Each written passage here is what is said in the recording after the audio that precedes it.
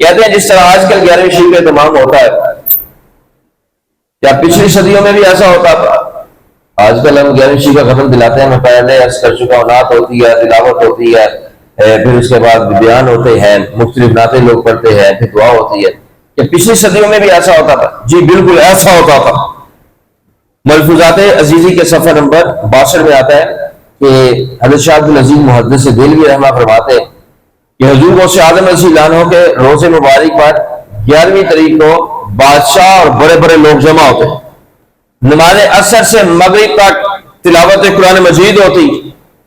تلاوت قرآن مجید کے بعد حضور غوث اعظم رضی اللہ عنہ کی شان میں قصائد اور منقبتیں پڑھی جاتی تھی. آپ کی شانیں بیان کی جاتی تھی، آپ کی کرامتیں بیان کی جاتی تھی، آپ کی زندگی مبارک کی سیرت بیان کی جاتی تھی. کس طرح وہ سنت سے محبت کرتے ہوئے، کس طرح وہ نماز سے محبت کرتے ہوئے، کس طرح وہ قرآن مجید سے محبت کرتے ہوئے زندگی گزارتے تھے، یہ بیان کیا جاتا تھا. نماز مغرب کے بعد سجادہ نشین تشریف فرما ہوتے اور پھر بلند آواز سے ذکر شروع ہو جاتا، اور اسی ذکر میں بعض پر وجدانی کیفیت طاری ہو جاتی تھی.